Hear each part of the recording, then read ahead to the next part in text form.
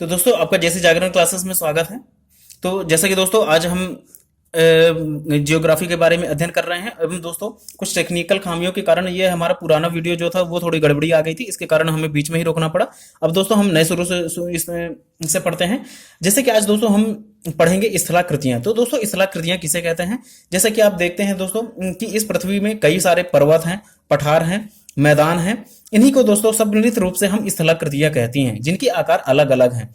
तो दोस्तों स्थलाकृतियां आखिर बनी कैसे? तो दोस्तों इसके मुख्यतः तीन सिद्धांत हैं। तीन सिद्धांत हैं। इन तीन सिद्धांतों में दोस्तों सबसे पहला है चतुष्फलकीय परिकल्पना, एवं दोस्तों जो दूसरा हमारा है वह है हमारा महाद्वीपीय विस्थापन, महाद्वीपीय विस्थापन सिद्धांत। एवं जो तीसरा है दोस्तों वह है आपका प्लेट विवर्तनिक थ्योरी। क्या है दोस्तों? प्लेट विवर्तनिक थ्योरी। तो दोस्तों आप इन चीजों को नोट कर लीजिएगा।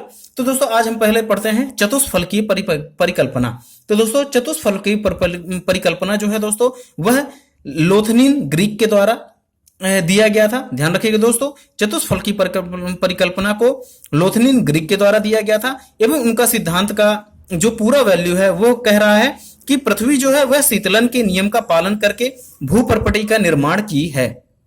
क्या दोस्तों? कि हमारी जो पृथ्वी है वह शीतलन के नियम का पालन करके, ध्यान रखिएगा दोस्तों, शीतलन का नियम किसने दिया था? लोथनिन ग्रीक ने दिया था, जो कि चतुष्फलकीय परिकल्पना है। तो दोस्तों इसके अंतर्गत हम पढ़ते हैं।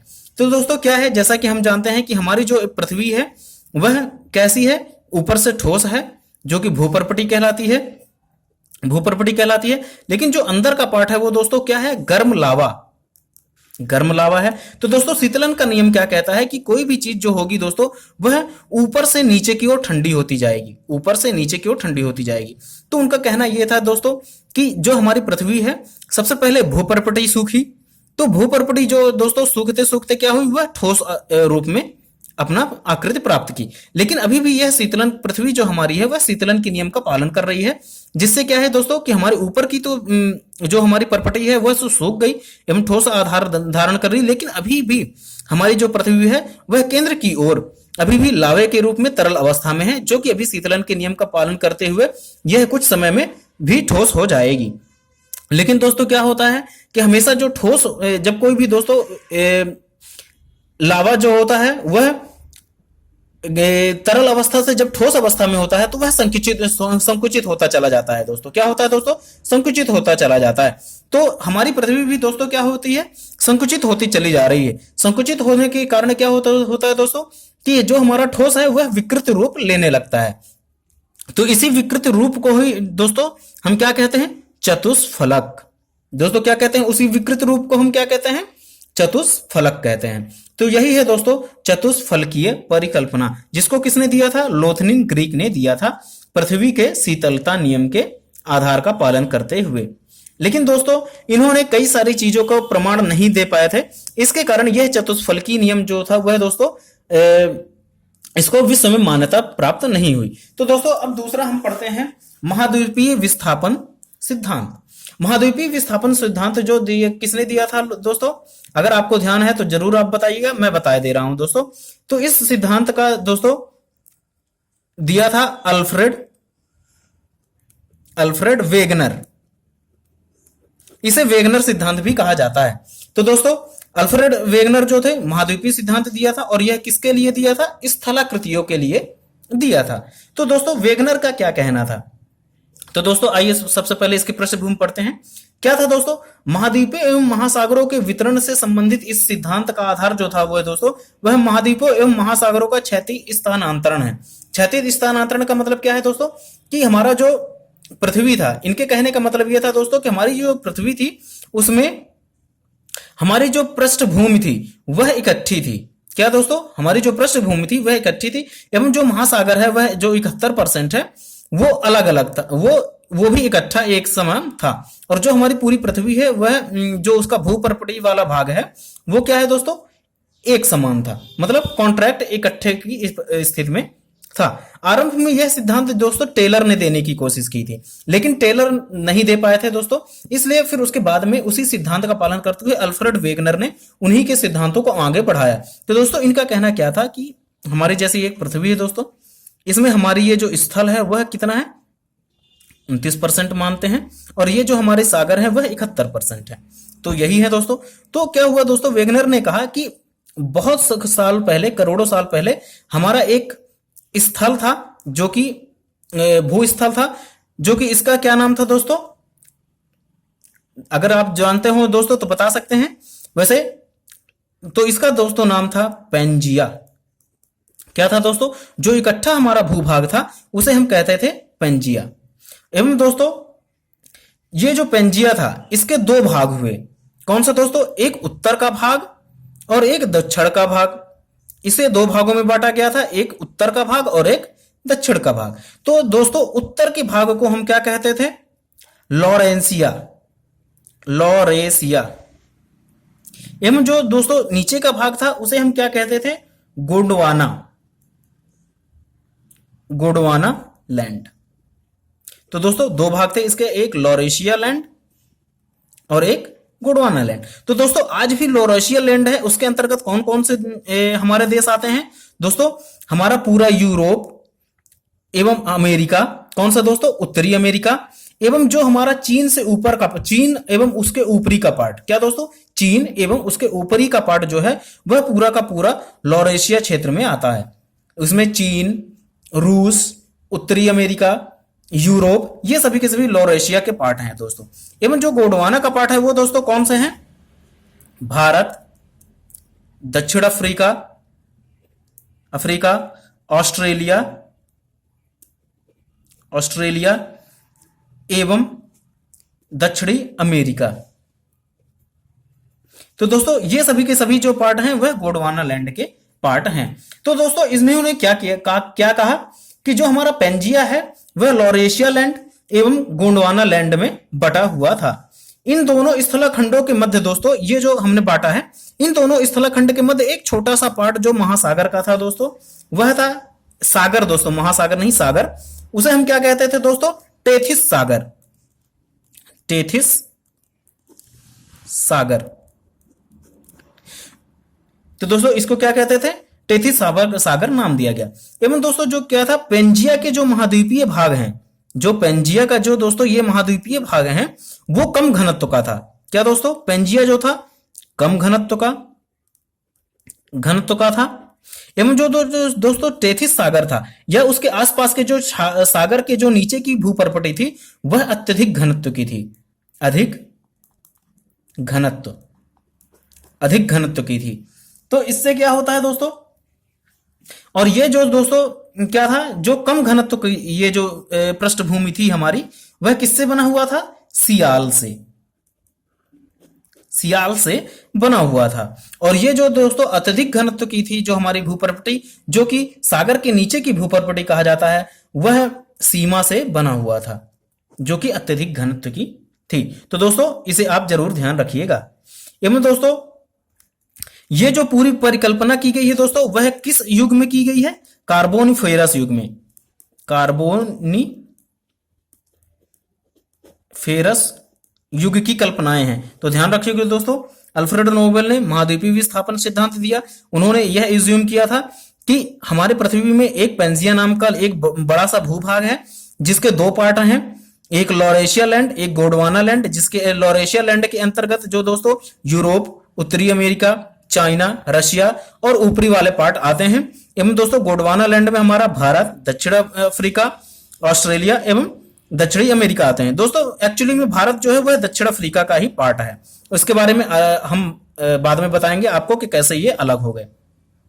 एवं दोस्तों जो ये पेंजिया था वह कम घनत्व का था, जो कि सियाल का बना हुआ था। एवं जो दोस्तों टेथिस सागर था या फिर अन्य सागर जो थे वह अत्यधिक घनत्व के कारण उनके जो भूपर्पटी नीचे की थी वह अत्यधिक घनत्व की थी, जो कि सीमा से बनी हुई थी। एवं दोस्तों ये पूरी प्रक्रिया जो थी वह कार्बोनिफेरस युग में हुई थी। तो दोस्तों क्या होता है कि कार्बोनिफेरस युग में दो बल लगते हैं, एक होता है दोस्तों गुरुत्व बल एवं दोस्तों दूसरा होता है, गुरुत्व बल किसका लगा दोस्तों, इस लैंड का, एवं ज्वारीय बल। एक क्या था दोस्तों? ज्वारीय बल। ज्वारीय बल जो दोस्तों किसका था? तेथिस सागर का या एवं अन्य सागर का ज्वारीय बल था। इसके कारण क्या होता है दोस्तों? ये दोनों पार्ट जो होते हैं ये आपस में टूट जाते हैं। क्या होते हैं दोस्तों? पेंजिया का विखंडन हो जाता है। तो वे दोस्तों पेंजिया का विखंडन होने के कारण लॉरेशिया अलग लैंड हो जाता है एवं गोंडवाना जो है वो अलग लैंड हो जाता है। तो आशा करता हूं कि ये चीजें अभी तक समझ में आ गई होंगी आपको। तो दोस्तों ये दोनों जो लॉरेशिया एवं गोंडवाना लैंड है वह समय के साथ साथ क्या हुए दोस्तों? एक दूसरे से अलग होते गए एवं विपरीत दिशा में विस्थापित होना शुरू हो गए। एवं दोस्तों विस्थापन के परिणाम स्वरूप क्या हुआ कि महाद्वीपों एवं महासागरों का वर्तमान विवर्तन प्राप्त हुआ। जो वर्तमान में जो स्वरूप हमें दिखता है वही प्राप्त हुआ। तो दोस्तों इनका ये कहना था कि अगर इन सभी भी आज के जो हमारे देश हैं जितने भी, उनको अगर हम इकट्ठा कर दें तो हमें आज भी यह पेंजिया लैंड प्राप्त हो जाएगा। एवं दोस्तों पानी अलग एवं पेंजिया लैंड अभी भी प्राप्त हो जाएगा, जो भी एक दूसरे को देशों को आप जोड़ के अगर करेंगे तो दोस्तों यह था हमारे अल्फ्रेड वेगनर का सिद्धांत। लेकिन दोस्तों इनका भी सिद्धांत क्या होता है? फेल हो जाता है।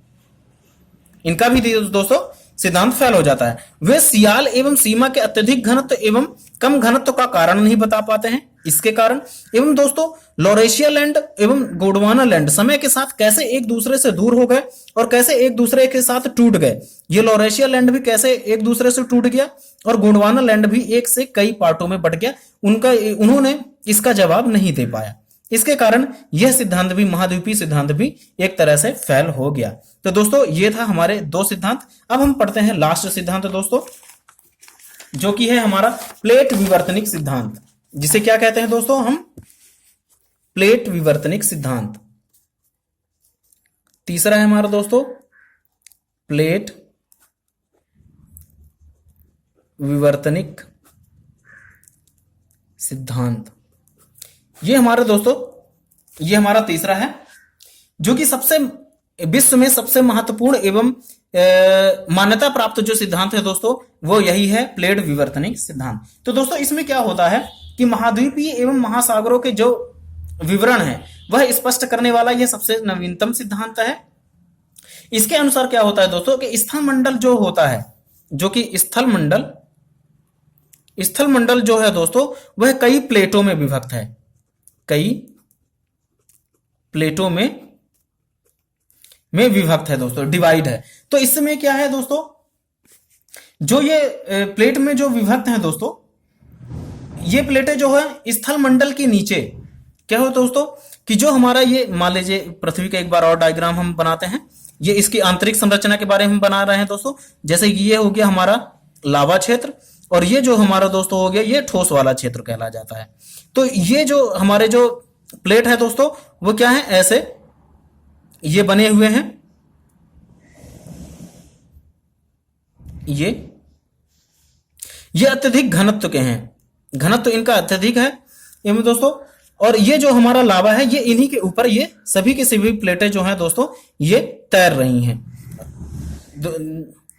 तो दोस्तों आपको आशा करता हूं कि इतना समझ में आ गया होगा कि हमारी जो पृथ्वी है वह लावे के ऊपर जो कई सारी प्लेटें हैं, वही हमारे जो भारत, अमेरिका, रूस, ये सभी की प्रॉपर एक एक प्लेटें हैं दोस्तों। तो ये सभी के सभी क्या है, लावे के ऊपर तैर रही हैं। तो दोस्तों क्या होता है कि ये जो होता है ये सभी के सभी तैर, इस सिद्धांत के अनुसार क्या होता है दोस्तों, भूगर्भ से उत्पन्न क्या होता है दोस्तों, भूगर्भ में लावा के कारण क्या होता है दोस्तों, ऊष्मीय संवहनीय धाराएं निकलती हैं। किससे दोस्तों, लावा के कारण, गर्म होने के कारण क्या होता है दोस्तों, ऊष्मीय संवहनीय धाराएं उत्पन्न होती हैं, जिसके प्रभाव के कारण क्या होता है दोस्तों, महाद्वीपीय एवं महासागरीय प्लेटें जो होती हैं, महाद्वीपीय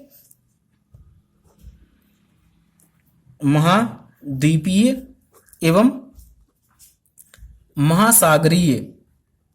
सागरीय प्लेटें जो हैं दोस्तों, उनमें क्या होता है दोस्तों, हलचल उत्पन्न होती है। क्या होता है, जब ऊष्मीय संवहनी धाराएं लावा के कारण उत्पन्न होती हैं तो हमारी महाद्वीपीय एवं महासागरीय प्लेटें जो होती हैं वे दोस्तों क्या होती हैं, उनमें हलचल उत्पन्न होती है। महाद्वीपीय जो प्लेटें होती हैं दोस्तों वे कम घनत्व की होती हैं, कम घनत्व, एवं जो महासागरीय प्लेटें होती हैं वह अत्यधिक घनत्व की होती हैं, जैसे कि हम पहले पढ़ चुके हैं, जो कि वेगनर ने क्या बताया था, ये सियाल की बनी हुई हैं और ये सीमा की बनी हुई हैं। तो ये दोस्तों ये चीजें अभी आपको क्लियर हो गया है। अब इसके अंतर्गत क्या होता है दोस्तों, महाद्वीपीय और महासागरीय प्लेटों के बीच में अब विस्थापन का काम होने लगता है।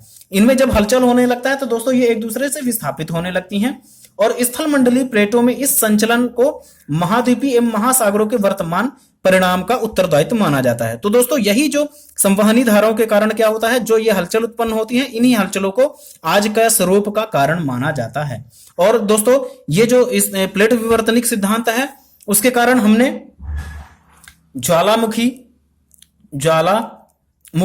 कैसे उत्पन्न हुए इसका भी प्रतिपादन करता है और यह वलित पर्वतों के निर्माण के सिद्धांत का भी प्रतिपादन करता है। तो दोस्तों यह हुआ हमारा प्लेट विवर्तनिक सिद्धांत। एवं प्लेट विवर्तनिक सिद्धांत में दोस्तों क्या होता है, तीन चीजें दी गई हैं कि ये हमारी जो प्लेटें हैं दोस्तों, ये जो हमारी प्लेटें हैं तीन सिद्धांतों का पालन करती हैं। एक कौन सा है दोस्तों, रचनात्मक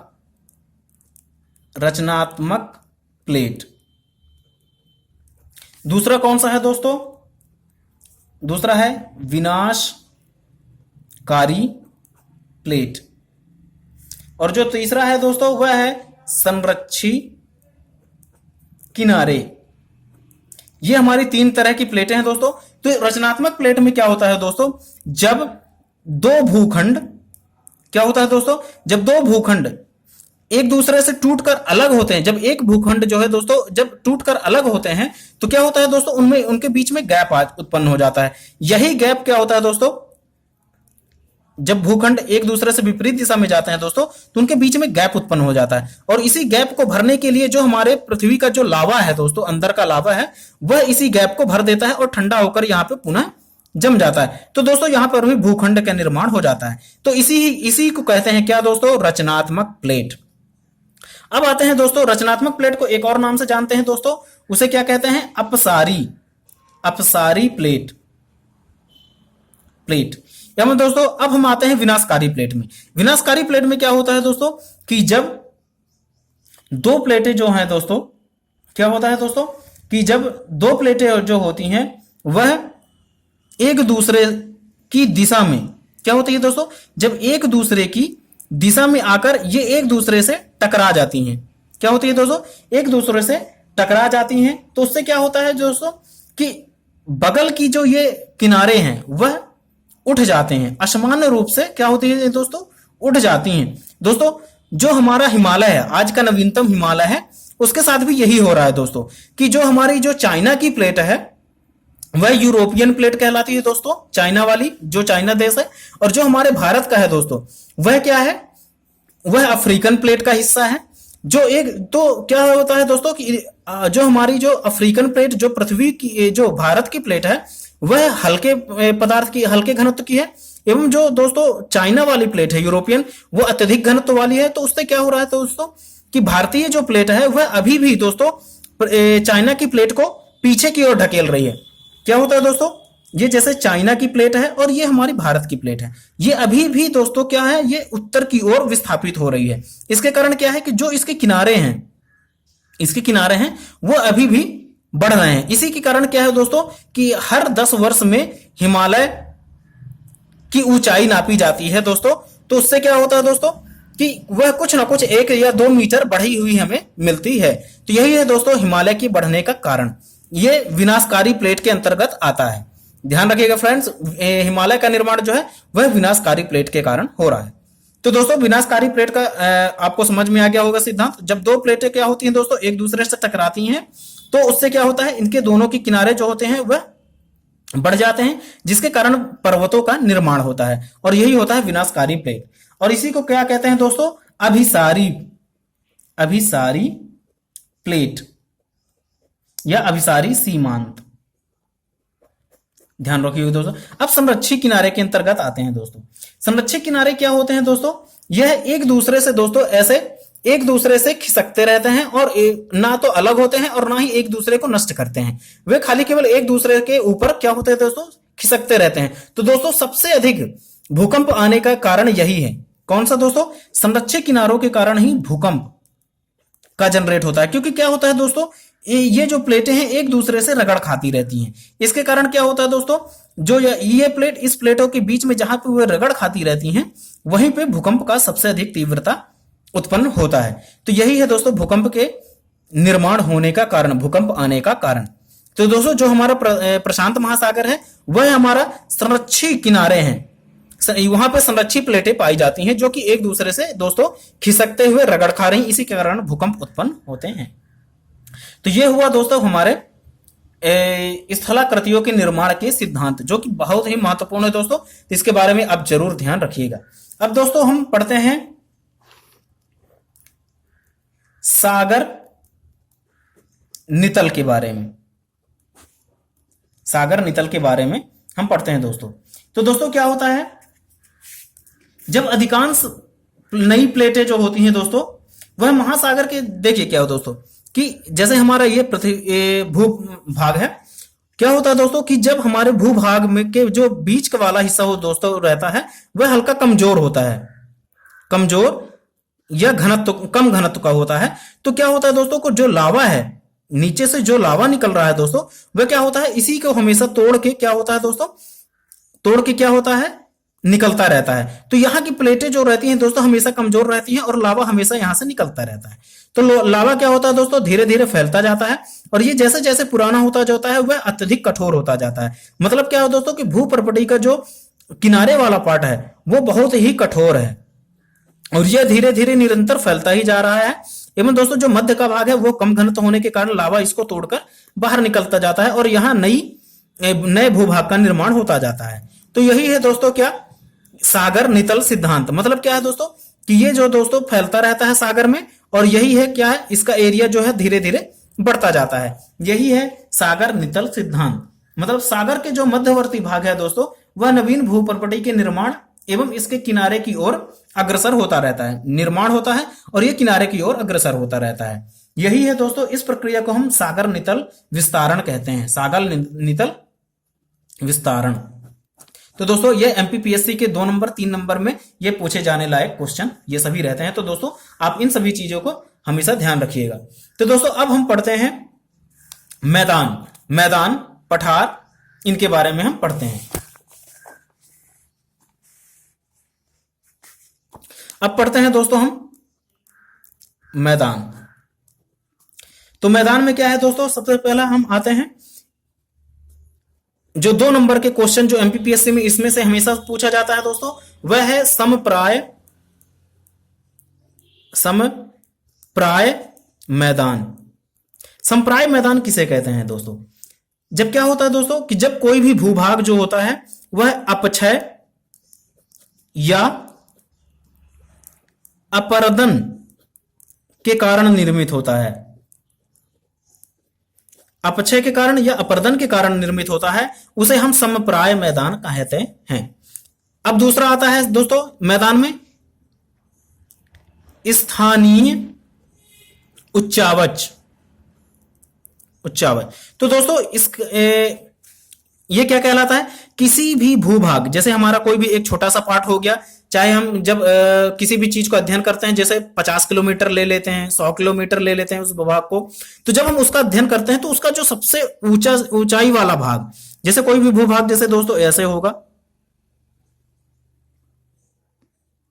ऐसे होगा, तो इसका जो सबसे ऊंचाई वाला भाग दोस्तों और सबसे नीचे का भाग जैसे कह ले तो ये, इन दोनों का जो डिफरेंस है दोस्तों, ऊंचाई है, ऊंचाई का जो डिफरेंस वही कहलाता है दोस्तों एक स्थानीय उच्चावच। तो आप इसको जरूर ध्यान रखिएगा दोस्तों। अब क्या होता है दोस्तों, अब हम पढ़ते हैं तीसरा मोनेडनॉक। तो दोस्तों ये क्या होता है दोस्तों, जब हमारे निर्मित जो मैदान होते हैं, जैसे क्या होता है दोस्तों कि जब पुराने जमाने में जब नदियां निकलती थी किसी भी भूभाग से, तो वह अपने बगल की भूमि को क्या होती थी दोस्तों, काट छांट देती थी, काट छाट देती थी। जैसे नर्मदा एवं ताप्ती नदियां जो हैं दोस्तों, वह अभी भी क्या कर रही हैं दोस्तों, वह अभी भी अपने समतल को प्राप्त करने की कोशिश कर रही हैं, और उसके जो बगल के किनारे हैं दोस्तों, वह खड़ी हुई चट्टानों के जैसे हो गए। आई आकार की घाटी इन्हीं को कहते हैं दोस्तों, आई आकार की घाटी इन्हीं को कहते हैं। तो यही जो पुराने अवशेष जो हमें दृष्टिगत होते हैं, जो किनारे जो ये दृष्टिगत होते हैं दोस्तों अवशेष, इन्हीं को हम कहते हैं मोनन डॉक, जो किसके निर्मित होते हैं, नदियों के बहाव के कारण निर्मित होते हैं। तो दोस्तों आशा करता हूं कि ये चीजें आपको समझ में आ गई होंगी। अब चौथा है दोस्तों क्वार्ट्ज मैदान। अब क्वार्ट्ज मैदान किसे कहते हैं दोस्तों, वे भूभाग जो कि चूना पत्थर के अपरदन एवं अपक्षय के कारण निर्मित हो जाते हैं, वो कौन से कहलाते हैं दोस्तों, क्वार्ट्ज मैदान कहलाते हैं। एक बार रिपीट कर देता हूं दोस्तों, वे मैदान जो कि चूना पत्थर के अपरदन व अपक्षय के कारण निर्माण होते हैं, उन्हें हम क्वार्ट्ज मैदान कहते हैं। तो दोस्तों ये हो गया हमारा मैदान। अब मैदान की अगर सिंपल सी आपको परिभाषा लिखनी है दोस्तों, तो वे लिख सकते हैं किसी आकृति विहीन लगभग सपाट धरातल, किसी आकृति विहीन सपाट, क्या दोस्तों, सपाट धरातल।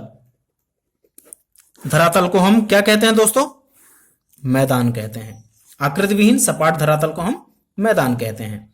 तो दोस्तों ये आशा करता हूं कि ये चीजें थोड़ी समझ में आ गई होंगी आपको दोस्तों एक प्लेट विवर्तनिक क्रिया में दोस्तों कुछ थोड़ी सी फैक्ट और मुझे बताना है, तो इसके आगे का हम दोस्तों कल पढ़ लेंगे, लेकिन ये थोड़ी अत्यधिक महत्वपूर्ण पार्ट है, जो कि मेरे ख्याल से शायद दूसरे आपको इंस्टीट्यूशन वाले प्रोवाइड ना करते हो। तो दोस्तों हम इसके बारे में थोड़ी पढ़ते हैं। तो दोस्तों जैसे कि मैंने कल आपको बताया था, जैसे कि ये हमारा पृथ्वी की आंतरिक संरचना है, पृथ्वी की आंतरिक संरचना है जो दोस्तों वो लगभग इस तरह की है। जो हमारी ऊपरी हिस्सा है वह 30 से 40 किलोमीटर की चौड़ाई पर है। उसे हम क्या कहते हैं दोस्तों, क्रस्ट। क्या कहते हैं दोस्तों, क्रस्ट। इसी को कहते हैं भूपर्पटी। भूपर्पटी दोस्तों ये ऊपर का लेयर कहलाता है, और जो ये पूरा कहलाता है दोस्तों वह क्रस्ट कहलाता है, जो कि कहीं पे 30 किलोमीटर व कहीं पे 40 किलोमीटर के भूभाग में फैला हुआ है। इन दोस्तों इसके बाद क्या आता था, मेंटल, और इसके बाद दोस्तों आता था कोर। ये तीन चीजें आती थी दोस्तों। ये 2900 किलोमीटर तक का था दोस्तों, एवं ये 6300 किलोमीटर तक का था। तो दोस्तों अब इसमें भी कुछ पार्ट्स बनाए गए हैं, जो कि 0 किलोमीटर से लेके 200 किलोमीटर तक दोस्तों, 0 किलोमीटर से लेके दोस्तों 200 किलोमीटर तक के पार्ट्स को हम कहते हैं लिथोस्फीयर।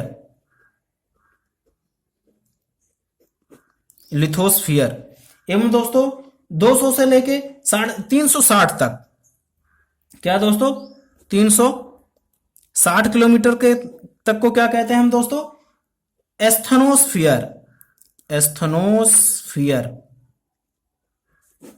एवं दोस्तों इसके बाद हमारा 2800, ये जो 29 तक मेंटल का जो लास्ट पार्ट है दोस्तों 2800 किलोमीटर, वहां तक के वाले भाग को क्या कहते हैं दोस्तों, मध्य मंडल। एवं जो ये लास्ट का पार्ट है उसे हम कहते हैं गंभीर मंडल। दोस्तों इस सभी चीजों को आप ध्यान रखिएगा, ये चीजें हमने बता दी हैं आपको। तो दोस्तों अब हम चलते हैं लिथोस्फीयर में। लिथोस्फीयर जैसे हम जानते हैं दोस्तों 0 किलोमीटर से लेकर 200 किलोमीटर तक का जो भाग है वह लिथोस्फीयर कहलाता है। एवं दोस्तों यह एक दृढ़ स्थलीय भूखंड है। क्या है दोस्तों, दृढ़ स्थलीय भूखंड है, जो कि 200 किलोमीटर तक का है। एवं दोस्तों यह किससे बना हुआ है दोस्तों, ग्रेनाइट एवं बेसाल्ट चट्टान से मिलकर बना हुआ है। तो दोस्तों इस चीज को आप जरूर ध्यान रखिएगा। अब आते हैं हम दोस्तों एस्थेनोस्फीयर में। एस्थेनोस्फीयर के लिए हमने बता ही दिया है दोस्तों कि यह जैसे दृढ़ स्थलीय था दोस्तों लिथोस्फीयर, ये एस्थेनोस्फीयर जो है आपका वो है अर्धठोस, अर्धठोस अवस्था में यह है। इसे प्लास्टिक जोन भी कहा जाता है दोस्तों, प्लास्टिक जोन भी इसे कहते हैं। दोस्तों ये जो अर्धठोस अवस्था में होने के कारण क्या होता है दोस्तों, यह इसका घनत्व जो है वह दोस्तों कम होता है एवं द्रव्यमान जो होता है वह अत्यधिक होता है। सॉरी दोस्तों, इस अर्धठोस होने के कारण जो प्लास्टिक जोन है इसका यह घनत्व एवं द्रव्यमान में अत्यधिक होता है, इसलिए यह दोस्तों क्या होता है, तैरती हुई अवस्था में पाया जाता है। क्योंकि दोस्तों इसके बाद धीरे धीरे क्या होता है कि कोर आने लगता है, और कोर में क्या होता है दोस्तों, लावा होता है ना। और दोस्तों जो इसका घनत्व हल्का कम होने के कारण, घनत्व कम एवं द्रव्यमान अधिक होने के कारण यह हमेशा तैरती हुई अवस्था में पाया जाता है। तो क्या होता है दोस्तों, लिथोस्फीयर एक क्रमबद्ध पट्टी ना होकर दोस्तों यह प्लेटों के रूप में विभाजित होता है। क्या दोस्तों, यह प्लेटों के रूप में विभाजित रहता है। तो इस चीज को आप ध्यान रखिए दोस्तों। इसलिए ये जो प्लेट के रूप में विभाजित होने के कारण यह तैरती हुई अवस्था में रहता है। क्या होता है दोस्तों, एस्थेनोस्फीयर का पार्ट जो होता है वह तैरती अवस्था में होता है। तो इस चीज को आप जरूर ध्यान रखिएगा दोस्तों। अब हम दोस्तों पढ़ते हैं मध्य मंडल को। मध्य मंडल जो है दोस्तों यह ठोस अवस्था में पाया जाता है, ठोस अवस्था, एवं इसकी जो दूरी होती है दोस्तों वह 2800 किलोमीटर तक फैली हुई है। 360 से लेके 2800 किलोमीटर तक फैला हुआ है हमारा मध्य मंडल, ठोस, जो कि ठोस अवस्था में पाया जाता है। और यह दोस्तों इसके जो नीचे का पार्ट है दोस्तों वह अब पूरी तरह से आपका लावा या फिर तरल अवस्था में पाया जाएगा। तो दोस्तों आप इस चीजों को आप जरूर ध्यान रखिएगा। एवं दोस्तों मैं पहले बता दूं कि ये जो हमारी प्लेटें हैं, यहां पे मैं लिखे देता हूं दोस्तों, यहां पे हमारे पास जगह थी, यहां पे मैं लिखे दे रहा हूं।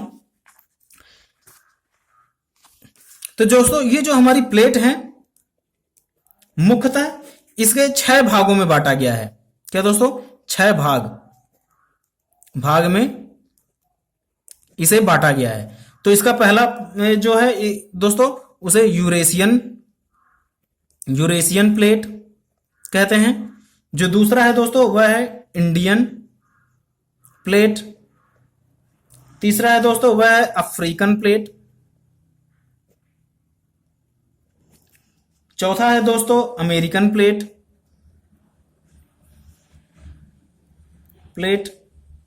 जो कि पांचवा है दोस्तों वह है प्रशांत महासागरीय प्लेट, महासागरीय आप लिख लीजिए दोस्तों। एवं जो छठवां है दोस्तों वह है अंटार्कटिक